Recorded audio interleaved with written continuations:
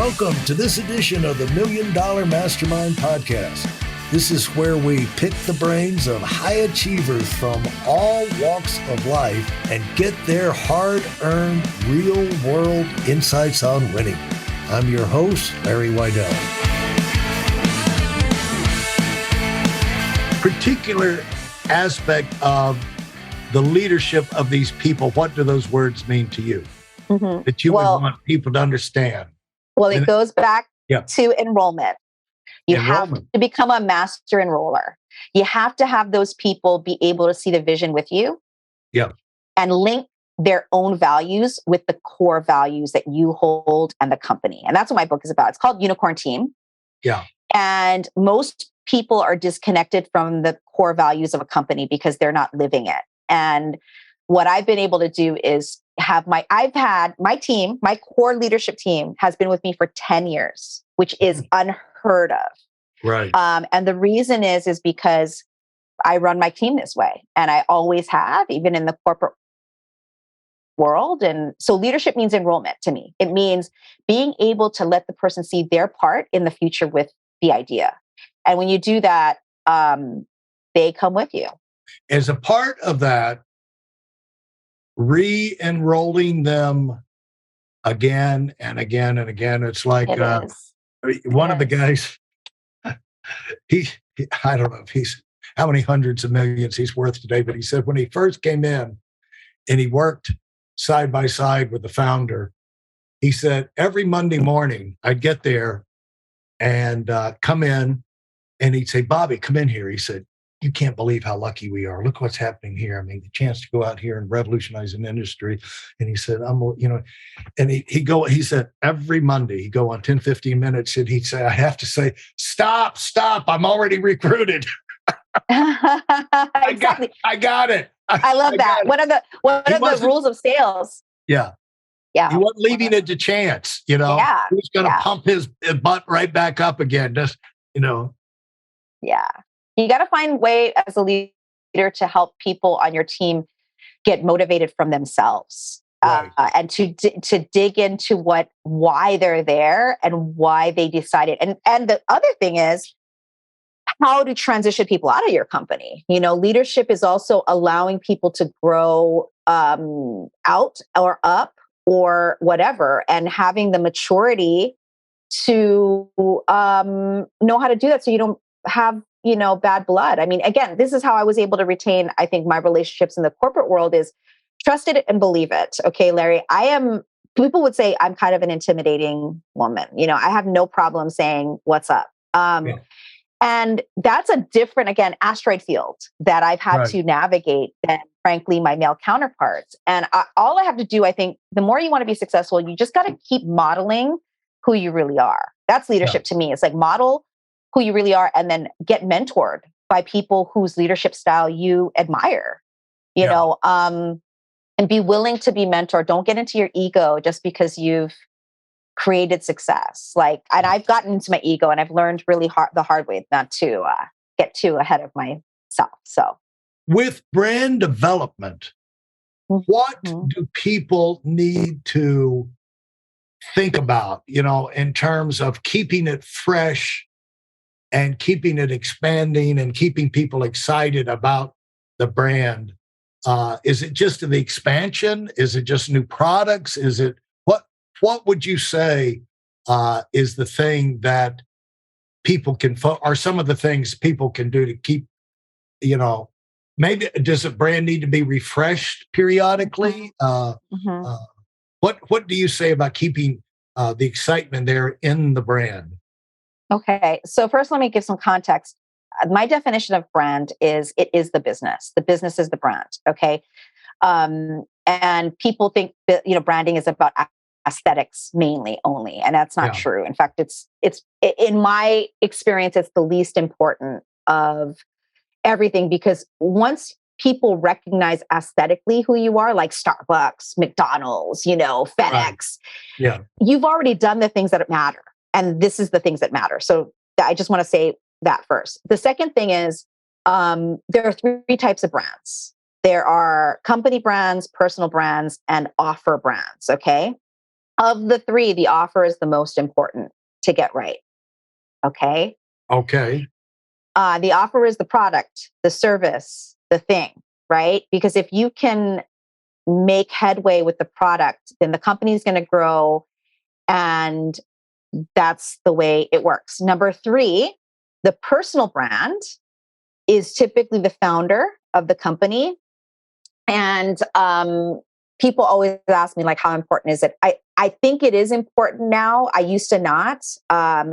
Because I mean, even look at what Elon Musk is up to. We put CEOs and founders on a pedestal. And Right. so they always have been, but because of social media, it's even more prevalent. And so you asked, how do people think about expanding their brand? Well, it's really your personal brand that expands the brand in many ways. Marketing expands the offer brand, marketing of that, right? Yeah. And scaling that and experience. So brand experience, like literally, delivering the promise that you said you were going to give, right? That's what the offer cares about. The personal brand's job is to be the Sherpa or the North Star for the brand out in the market, whoever the market is. And you have to know your character. It's a character in brand development. It's a character. It's a persona that you take on that is true to you, but also meets where the market is. And so, I tell people who are like trying to expand their brand, ask yourself, like, how does your personal brand interface with your offers? And do you use social media to do that? And which social media? Because I think that's also, I can't tell you how irritated I am about this whole social media thing. And it's not because I'm old and craggy or a seasoned chicken. It's because people aren't choosing the right social media for their personal brand and their offer brand. So like if you're a creative, you should be on Instagram, you should be on Pinterest. But if you're in the services arena, you should be on YouTube, LinkedIn, and maybe Facebook.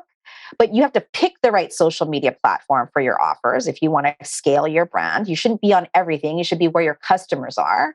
And number two, there's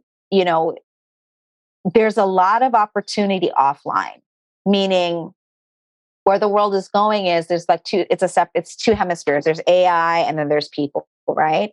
Yeah. And there's so much money to be made and impact to be made on the people side still. People think of automation, artificial intelligence, and outsourcing as like, that's where the world is going. It is going there, but we still need people to make those decisions. And people like to buy things. And so think of yourself as like, are you more strong at being an offline brand than you are as an online brand? And if you are, double down on that. So those are kind of some ideas that will help, I hope, people listen. Well, I know you're excited about a variety of projects, but in terms of business, what has given you consistently the biggest kick and been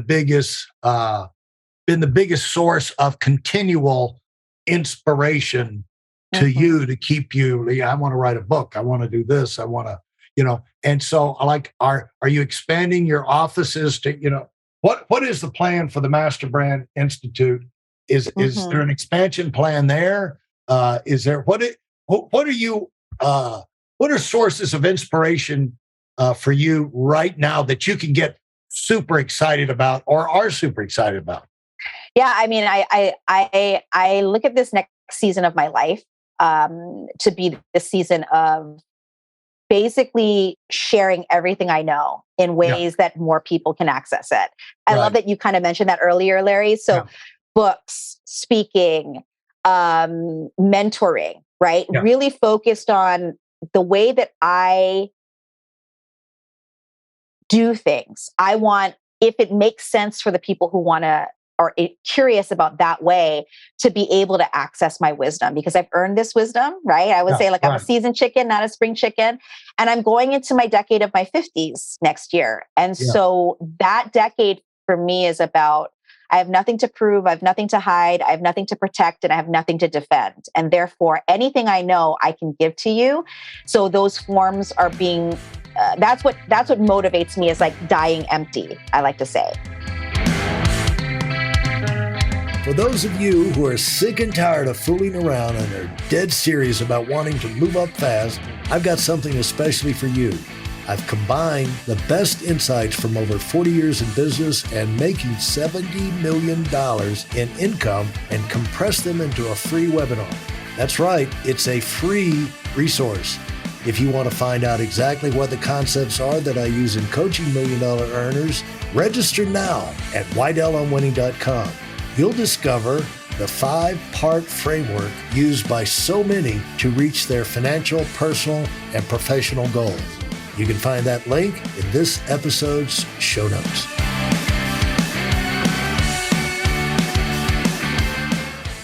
I don't want to die full of what I know. I want to die empty of what I know so I can be peaceful about everything I've earned someone knows and can take forward. So who are the people that you, I think I know the answer to this, but who are the people that you find most inspiring to you that are worth your time to talk to? And, we all need motivation, motivation is like moisture. Motivation's like moisture. People say, well, I don't want another motivating meeting. You idiot. If anybody needs another motivating meeting, it's you. Otherwise, you wouldn't say that, Right. Because you're obviously dead as a tree in the desert, But what do you, to stay excited, you got to do things and meet people and interact. What are the things in your life that you find are invigorating? And with 3 kids and a business and everything, time is at a premium. So what do you force yourself to take and make time for? So number one, I've always been a bookaholic. And so I read a book once a week. On Mondays, that's my book reading day. And so, and it's mainly nonfiction because I enjoy learning wisdom from other people. And so, if you read like Warren Buffett and Bill Gates, they'll tell you like one of their number one things is read books. And it's true. And I've been doing that before I heard that advice. So that's the first thing. I think the second thing is when you ask like whose wisdom do I find worthwhile like ingesting, if you will, and keeps me motivated. So number one is Ray Dalio. I don't know if you've ever read his work, Dalio. Yes. His books, and by the way, you have to be somebody who's committed to read his books because they're thick. Yeah. But he has the same value system that I feel like I have, which is he wants to die empty. The difference between him and me is I'm not a billionaire. He is. But his books are just, I could like read them all the time because they're so wise. They're so pragmatic. He's so honest about how political structure and other forces have like make us make decisions. And I think that, if you care about the business world, he's great. The other person I read a lot is Ryan Holiday. He writes a lot about stoicism. One of the best books on enrollment that I've ever read is Perennial Seller. It's called Perennial Seller. And then, I honestly, I'm going to say this out loud. I haven't read a book written by a woman that has ever inspired me to the point of like, like Brene Brown's amazing, all of them are amazing, but I'm like, there's a book out there that's missing for people on how to lead and how to enroll. And that's why I'm writing my book. It's called Unicorn Team. So I'm excited about it. That's one I'm going to be looking forward to.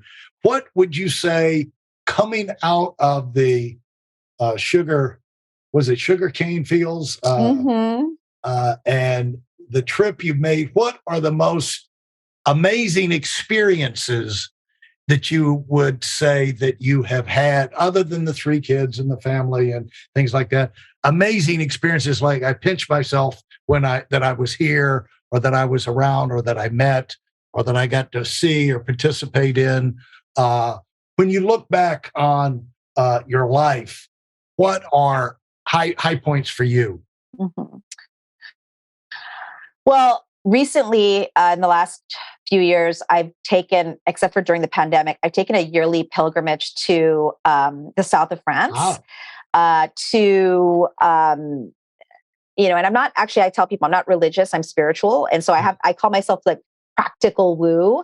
Yeah. And so I do believe in intuition and all the things, but I also believe in practical doing, as you can tell. I'm not, just spouting inspiration and motivation.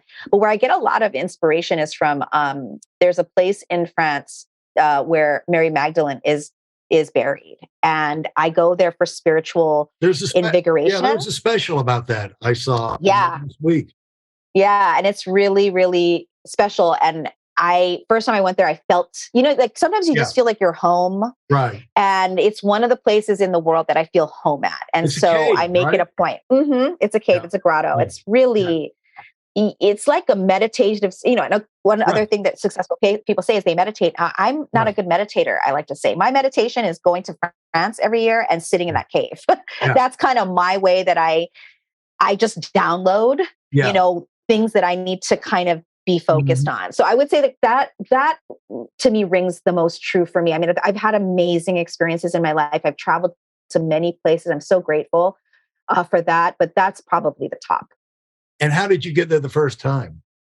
I was actually, a friend invited me, and she was running these retreats there, but it wasn't a retreat. It was just me and her. And I had this amazing experience, and I thought I have to go here every year just to kind of, go to the places where you get fed inspiration and motivation. I think it's really important. So whether it's a place or it's listening to a person or all of the above. That's a great place for us to kind of come to a conclusion here is, you've got to keep yourself centered and excited, and you got to take care of yourself. And only you know how that works. And you can't be working all the time. You got to be replenishing. Yes. And I bet you had to learn that lesson. For sure. Where did you ever run into a brick wall out there? Just where you had to say, "I've got to change my maniacal ways here." Oh yeah. I mean, there's many points, but all the points that I mentioned in this talk together, where I had those big pivot moments, every single time I fell into depression, anxiety, and burnout. And one of the things that I had promised myself when I left, when my business fell apart in 2008, I made a pact with myself that I would never, or try to never, allow it to get that severe. And so I have been I have so much space around me, Larry. I don't work Mondays and Fridays. Yeah. I read, I make space. I do my own nature walks. I do things solo that I enjoy. Yeah. And I always say, like, if you want to have that kind of space, then be a great leader, because then people will do the work for you, and then you can be reserved, because we are the asset. I would say, like, you're your most important asset, and you have to protect the asset. And so that's my main mission in life, is to protect this asset until I'm ready to die empty. Yes, because the leader, you can't get away from, the leader is the center of the nuclear reactor, which is the business, and you like to set the business up to where it can run without you there all the time, but you still got to have the center, the pulse coming out of the center of that nuclear reactor, it's got to be there. And the healthier and energized that center is, the more it's going to ripple out throughout the whole business. So you got to take care of yourself. You can't apologize or feel guilty when you're taking care of yourself, and you need to, give yourself some space or reboot. So thanks so much. This has been fun. Jennifer Kem, writing a book and emptying herself and passing on her hard-earned wisdom.